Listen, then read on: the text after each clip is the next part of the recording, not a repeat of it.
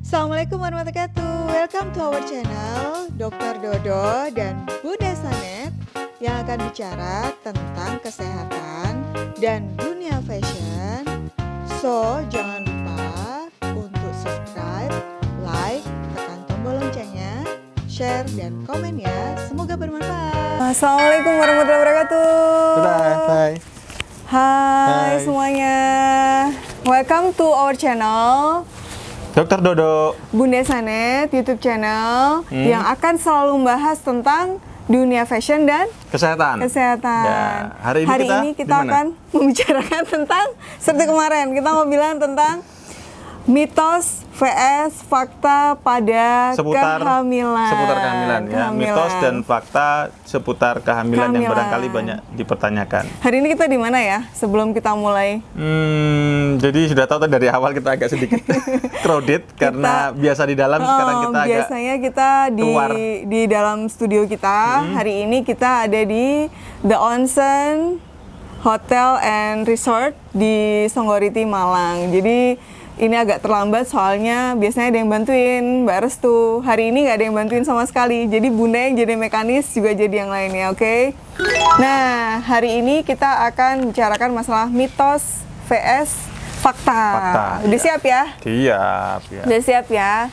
Yang pertama, makan pepaya dan nanas dapat mengakibatkan keguguran. Bener nggak? Kayaknya suasananya masih crowded, terbawa crowded pemirsa. Jadi dimaklumi ya. Apa namanya yang bawain ini jadi error gitu. Jadi ya. error ya. Ya, Bener gimana nggak? coba diulang? Makan pepaya dan nanas dapat mengakibatkan keguguran. Oke. Itu benar apa enggak? Ya, jadi nanas, pepaya itu kan sebenarnya getahnya ya. Getahnya itu mengandung zat yang menyerupai oksitosin yang bisa mengakibatkan kontraksi. Ya, jadi betul itu memang kalau menurut saya sih ada pilihan ya kan. Buah kan pilihannya banyak, tapi kalau pepaya dan nanas itu yang sebaiknya dihindari ya karena sebaiknya dihindari karena ada zat yang menyerupai oksitosin yang mampu membuat kontraksi. Nah, jadi di sini disebutkan, jadi pepaya yang mentah nih terutama, itu mengandung zat latek yang disebut dengan simopapain yang terkait dengan kontraksi uterus. Juga nanas tuh mengandung enzim bromelain yang juga terkait dengan kontraksi uterus. Cuman itu makannya kalau satu truk. Iya. Kalau cuma sepotong, dua potong nggak apa-apa. Boleh aja. Apa-apa kan masih dikontrol ya. Masih dikontrol, nggak masalah ya. Nah, lanjut kita ya. Yang kedua. Nih, kita lagi demam hari ini ya kan, Kak? Demam artis apa? Korea, drakor. Seperti apa ya? Seperti saya. It's okay ya? Not to be okay. Lee Min Ho, ya kan? Lee Min Ho ya. Siapa yang naksir Lee Min Ho? Nah, melihat artis Korea yang ganteng dan cantik, anaknya bisa ikut ganteng dan cantik juga. Bener nggak tuh? Ya, mitos ya itu ya. Itu kan kalau ganteng dan cantik tergantung bapak dan ibunya. Ya genetik ya? Jadi nggak ada sangkut pautnya ya? Ada, misalnya ntar melihat dokternya ganteng gitu kan. Ntar melihat dokternya ganteng gitu kan, anaknya supaya aduh tiba-tiba ada dokter saya supaya anaknya ganteng gitu lah. Jadi nggak bener ya? Nggak bener. Oke, nggak bener. Lanjut. Ya, tapi sih ada ini juga sih ya. Sinyal ibu itu sewaktu hamil, sinyal ibu kan kita manusia ini punya sinyal ya. Nah, sinyal ibu itu ternyata dalam 24 jam selama kehamilan. Berarti 9 bulan ya, dalam 24 jam itu sinarnya panjang. Ketika dia berdoa tuh kemungkinan untuk dikabulkan sama Allah itu tinggi. Jadi Allah itu mengikuti semua prasangka hambanya ya. Kalau yang diikuti yang baik-baik tentu akan menghasilkan yang termasuk baik. Ibu hamil. Jadi kalau doa yang baik-baik, mudah-mudahan takdir anaknya, akhlak anaknya itu baik semuanya. Melihat yang baik-baik. Melihat yang baik-baik dan doanya baik-baik. Itu yang paling penting sih. Nah, terus yang ketiga. Makan saffron, buah jeruk, air kelapa selama kehamilan anaknya bisa menjadi putih. Itu benar nggak kulitnya? Saffron itu apa ya? Saffron tuh yang sekarang lagi tren, yang warnanya merah, serbuk, dari bunga gitu ya? Dari bunga gitu, bunga saffron itu bisa membuat anaknya jadi putih. Bener nggak? Ya mungkin kalau secara gambar secara umum bisa jadi itu enggak lah ya. Tapi kalau dalam sesuatu bahan makanan itu mengandung nutrisi, vitamin C misalnya, atau vitamin E, ya kulitnya sehat, kulitnya menjadi lebih sehat. Jadi bukan pada kulit lebih putih sih, tapi lebih kulitnya sehat. Jadi itu mitos. Apalagi banyak ya ternyata ya. Nah, air kelapa itu juga ternyata kan dia kalau kita kan wanita hamil, kalau wanita hamil itu kan butuh kecukupan air yang cukup luar biasa ya. Kebutuhan airnya, elektrolit, dan itu kan banyak dalam kandungan air kelapa. Jadi di situ bisa membuat nutrisi kulitnya jadi lebih baik, jadi kulitnya lebih cerah. Lebih cerah aja sih, nggak putih. Kalau putih itu lebih minum air kelapa bagus ya. Kalau menurut saya sih bagus-bagus aja. Hanya tidak bisa bikin putih gitu. Cuman bisa menutrisi saja gitu. Memberikan nutrisi aja. Memberikan kebutuhan cairan, elektrolit ya. Gitu. Terus keempat, berhubungan seks selama kehamilan mengakibatkan keguguran, bener nggak? Bisa ya, tergantung bagaimana cara berhubungannya. Jadi sesungguhnya berhubungan suami istri pada saat hamil itu tidak dilarang, asalkan selama kehamilan tidak ada riwayat perdarahan. Karena seperti kita ketahui bahwa ketika berhubungan itu akan menghasilkan mengeluarkan sperma. Nah, sperma itu mengandung zat yang namanya prostaglandin.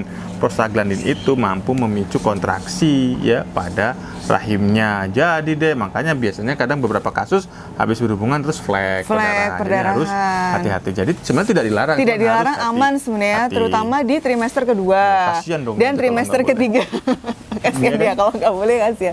Jadi boleh di trimester kedua dan trimester ketiga. Kalau trimester pertama sebaiknya ditunda dulu lah ya. Tapi kalau trimester ketiga berarti kalau tidak ada prostaglandin berarti dianjurkan ya. Diperbolehkan, bahkan dianjurkan. Kehamilannya sudah cukup bulan itu diperbolehkan, dianjurkan untuk hubungan selama tidak ada posisi yang berbeda loh ya pada plasenta. Tidak ada plasenta pravia yang tadi kemarin kita bicarakan, tidak ada solusi plasenta dan kejawadaratan yang lain ya. Seperti itu ya. Oke, jadi itu sebenarnya mitos ya. Mitos, hanya lebih hati-hati saja. Lebih hati-hati. Nah, makan mentega, yang kelima ya, makan mentega, minyak kelapa, minyak samin dapat membantu melancarkan proses persalinan. Mungkin karena dianggap licin kali ya, pelicin gitu ya. Licin ya itu. Nggak hanya itu, kadang-kadang ada telur. Ya nggak bener lah itu kan. Semua makanan itu kan masuk ke dalam saluran pencernaan, masuk ke dalam lambung.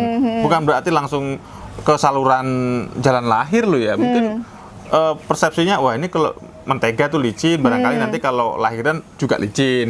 Ya enggak lah, jauh ya. Jauh ya. Itu. Jadi itu mitos ya. Mitos ya. Jadi ternyata itu lancar tidaknya tergantung 4P yang kemarin. Iya, sudah kita bahas kemarin. Pasas, passenger, power sama psikologi ibunya. Jadi nggak ada ngaruhnya ya. Iya, betul. Terus yang keenam ini bawa kepean biar enak ngomongnya ya. Nggak apa-apa, kan berbagi kita. Yang keenam, rumput Fatima dapat melancarkan persalinan. Itu mitos atau fakta? Itu yang paling sering tuh ya terjadi di masyarakat yang mengatakan bahwa rumput Fatima atau akar Fatima itu mampu memperlancar. Ya bisa jadi benar, ya bisa jadi benar karena kita nggak tahu apa yang dikandung di rumput Fatima itu. Ada sih menurut penelitian di Malaysia itu rumput Fatima itu mengandung zat senyawa oksitosin, tapi kita nggak tahu di dalamnya ada apa lagi gitu kan. Ya, kandungan dan yang lain dosisnya yang bikin seberapa nggak ngerti juga. Maka gitu. Biasanya kalau ibunya mau melahirkan itu ditanya ya kalau di rumah sakit.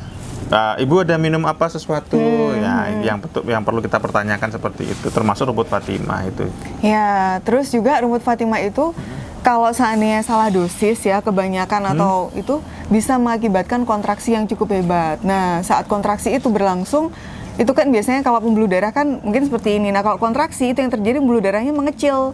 Nah, kalau pembuluh darah mengecil otomatis asupan nutrisi, asupan oksigen, kan darah kan fungsinya untuk membawa nutrisi dan oksigen. Nah, itu pasti juga akan terhenti ke janin, ya kan, menjadi janin ya jadi sesak nafas atau fetal distress, atau menjadi ya, stres bayinya akhirnya yang mengharuskan kita segera mengambil tindakan dengan kondisi-kondisi seperti itu. Ya, bisa juga dengan SC. Nah, itu yang paling ditakutkan sebenarnya ya. Oke, kita lanjut ya. Ketujuh, 40 hari setelah melahirkan, ibu dan bayi dilarang bepergian. Bener nggak? Ya, menurut saya sih logis ya sebenarnya ya. pesan-pesan orang tua dulu ya, ketika habis melahirkan ya memang sebaiknya tidak berpergian, itu maksudnya tidak beraktivitas banyak di luar rumah dulu karena Yang memang terlalu sekarang berat ya. fase nifas, saya khawatir terjadi perdarahan, bukan dihubung-hubungkan dengan kondisi-kondisi yang goib-goib atau yang aneh-aneh begitu ya. Nah, seperti itu. Ya, terus takutnya itu ya kalau cuma imunisasi, kontrol ke dokter boleh. Boleh. Tapi kalau bepergian terlalu jauh, terus yang lainnya itu yang kemungkinan lebih baik dihindari terlebih dahulu. Jadi itu sebenarnya juga mitos sih, mitos. Oke, yang ke-8. Nah, setelah melahirkan kaki tidak boleh ditekuk. Tuh, sampai ada temennya Bunda loh, sampai dia tuh nggak berani nekuk kakinya. Dia mau tidur tuh berjejer kayak gitu. Kasian kan, pegel juga sih. Iya. Sampai pegel gitu, kasihan gitu. Bener nggak tuh ya? Ya, sebenarnya barangkali maksudnya supaya nggak terjadi pembengkakan pada kaki gitu kan. Nah, jadi memang bisa saja kalau misalnya sering ditekuk-tekuk kemudian bengkak, tapi ya tidak sepenuhnya benar. Tidak sepenuhnya benar, masih boleh menekuk lah ya. Boleh. Gimana dong kalau 24 jam lurus terus begini kan? Aliran darahnya juga nggak lancar juga gitu. Ini sih mitos ya itu, mitos. Hanya misalkan nggak terlalu sering nekuk atau tetap ada pergerakan pada umumnya biasa. lah gitu. Tidur ya tidur, duduk ya duduk, jalan ya jalan, gitu ya. Ya. Ada lagi yang ke-9 tentang ibu hamil. Ibu hamil tidak boleh tidur tengkurap, bener nggak? Ya nggak enak nggak kalau tidur tengkurap, apalagi kalau sudah hamil tua. Hamil tua, badan besar. Ya toh suruh tengkurap, aduh. Sebenarnya sih nggak apa-apa ya, bayi itu kan dilindungi sama yang namanya lapisan-lapisan ya, dan ada cairan. Cuman kan ibunya yang nggak nyaman aja sih. Iya, biasanya kita menyarankan kalau sudah memang perutnya terasa sudah besar, itu tidurnya sebaiknya miring ya. Kalau terlentang juga kadang-kadang juga bikin sesek tuh, karena pembuluh darah besar yang mengantarkan oksigen itu tertekan oleh rahim ibunya ya. Jadinya lebih baik tidurnya ya, dia terlentang kadang miring ya, pokoknya bergerak pada biasanya lah ya kan. Oke. Yang ke-10, ini yang terakhir nih ya. Oh, sudah terakhir ya. Kalau ibunya ngidam dan tidak keturutan, bayinya bisa ngeces. Bener nggak tuh? Ngeces nggak? Enggak lah ya. Artinya nggak ada hubungannya anaknya ngeces dengan sesuatu hal yang tidak dipenuhi ketika ibunya hamil ya. Ya, nggak ada hubungannya. Mungkin ada masalah-masalah tertentu yang itu juga butuh penanganan bersama dengan dokter anak ya, mungkin ada kasus-kasus berbeda, tapi kalau mengakibatkan ngeces karena tidak dipenuhi itu enggak ya. Nggak benar. Soalnya kalau bayi ngeces tuh biasanya itu karena masih super. Soalnya kalau bayi ngeces itu biasanya itu karena dia itu biasanya kan kalau ada anak baru lahir atau misalnya umur 5 bulan, 6 bulan itu kan, atau 6 bulan ya, biasanya ada peradangan di tenggorokannya. Jadi dia itu susah, mau nelen sakit gitu kan. Jadi ininya loh, air liurnya dia cuma ditaruh di sini aja, ya taruh di sini. Kemudian kan bayi itu kadang-kadang suka ini ya, akhirnya males dia nelen, dia akhirnya keluar gitu, namanya drooling atau hanging jaw. Jadi dia bener-bener kayak drooling terus dia ngeces gitu. Itu bukan karena nggak keturutan ngidam, nggak keturutan, terus akhirnya ngeces. Enggak ya? Ngeces. Mungkin dari sini ada yang mau tanya nggak, yang teman-teman lagi bergabung? Kalau nggak ada, nanti mungkin antara mitos dan fakta kita bisa lanjut di komen ya, kolom komen. Nggak apa-apa, nanti kalau misalnya insya Allah kita bisa jawab, kita jawab. Iya. Kita sudah minta maaf tadi ya, terlambat. Kita minta maaf, terlambat 15 menit. Karena harus prepare sendiri, ya, prepare sendiri, kamera sendiri. Ya, dan kabel-kabel, tidak ada asisten. Jadinya tidak ada kameramen, kita coba berdua. Hari insya Allah bisa juga, alhamdulillah. Ya, gitu. Oh ya ini, ada dari Mbak Dinasti.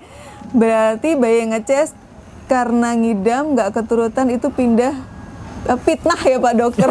Betul Mbak, fitnah.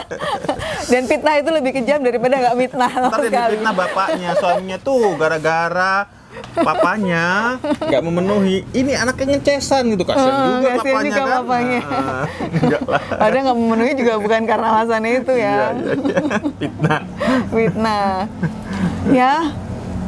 Ada lagi nggak? Kalau ada yang tanya mungkin bisa kita jawab kalau pas kita ini ada yang nanya. Kalau nggak ada, udah ya. Kita hari ini emang nggak terlalu lama hari ini. Karena ada waktu kita manfaatkan untuk tetap siaran menemani teman-teman semuanya ya. Oh ya, hari ini Ayah keren banget loh. Hanya kebalik. Nggak apa. Ini kecelakaan. Ini Kecelakaan fashionnya. Jadi nggak apa-apa sih sebenarnya, nggak apa-apa. Ambil nggak apa-apa. jaket yang mau Nah, dipamerkan, ternyata terbalik saudara-saudara. Ya Nggak apa. Allah. Cuma nih Bu, jadi bukti ini, jadi bukti. Jadi bukti bahwa dalam luar dalam bisa tetap jadi trend fashion. Ternyata kecelakaan itu juga Nah, ada soalnya hikmahnya ya. nih Malabis Al Daire yang dari Black Label by Sanet itu jahitannya halus banget. Jadi bisa jadi depan belakang itu bisa jadi fashion gitu. Gitu, Jadi ya. coba balik ya, balik badan. Nah, ini yang jadi rahasianya sebenarnya di Malabis Al Daire itu dia nggak ini loh, apa namanya? Punch-nya itu dia menjadi satu, jadi nggak mungkin bakalan bisa hilang. Sudah. Karena kebalik, jadinya malah bisa keterusan. Maaf ya, saudara-saudara, maaf ya Bunda. Sang desainer itu saya makainya terbalik. Kecelakaan fashion. Tapi nggak apa, itu malah justru jadi ini ya. Jadi kan rapih nih, nggak ada benang-benang yang ini ya. Terus di bola-bola tetap aja kelihatan keren. Iya Mak, nggak kelihatan.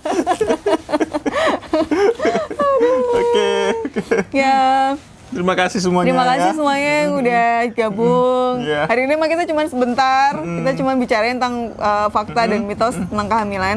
Mungkin nanti seperti tadi saya bilang, kalau misalkan ada yang mau pertanyaan silakan bisa disampaikan, langsung di nanti kolom komen. kita balas, insyaallah ya. Baik di Facebook maupun di Instagram. Iya, ya. betul. Jangan lupa. Oh, ini ada lagi ternyata semua nih. Bener nggak sih Dok, kalau ibu makan pedas pengaruhnya sama baby? Kalau pupnya encer atau mencret? Wah, ya kalau ibunya doyan pedes, namanya lombok ya tuh pasti kan apa namanya berakibat di saluran pencernaan. Nggak, ini bayinya udah hamil, bayinya udah dilahirkan atau masih di dalam kandungan? Enggak lah. Yang makan ibunya kan ya, memang apa yang dimakan ibu atau diminum ibu sesungguhnya itu juga lewat ASI ya kan. Lewat itu juga ASI bisa memberikan rasa dan tapi pengaruh kalau kepada misalkan bayinya nggak ada alergi apapun, terus sebenarnya nggak masalah sih. Ya. Saya nggak masalah. Tapi jangan pedes-pedes ya Bu ya. Biasa aja ya. Lombok 1 ons. Ada loh yang sampai itu makan itu lalap misal gado-gado pedes 20 biji. Kalau buat Bunda itu namanya itu lombok Makan lalap lombok, gado-gado. lalap gado-gado. Gado-gado. Ya. Ada lagi? Oh, Pak Dokter tambah subur aja nih. Kayak tanaman Oh, ini udah ya. lahir. Kalau udah lahir, kalau misalkan dari dalam kandungan itu seperti kita bilang kemarin, bayi itu sudah bisa merasakan dari umur kehamilan 14 minggu. Ya kan? 14 minggu. Jadi kalau seandainya dalam kandungan udah dibiasakan, maka nggak masalah. Anaknya sudah terbiasa terpapar dengan yang namanya pedas. Tapi kalau seandainya sudah lahir, ibunya menyusui, ya sebaiknya jangan terlalu pedas karena anaknya itu pasti akan menyesuaikan gitu. Sama-sama. Sama-sama. Terima kasih semuanya. Gitu jadinya. Oke. itu kerjaan restu tuh. Minta love-nya banyak banget itu. Wah, kalau kayak gini aku merindukanmu, Mbak. Ternyata susah juga setting sendiri ya. Oke, ya. Terima kasih doanya Dokter Endro. Bukan, itu Endro Purnomo itu teman sekolah SMA yang sekarang jadi bapak penyuluh pertanian di Jogja ya toh. Ya. Makanya pada kita neman subur ya toh. Oke, sudah dulu ya. Bye. Terima kasih. Sekian. Jangan lupa subscribe, like, komen akun YouTube kami www.youtube.com/user/sanet_sabintang ya. Oke. Sekian.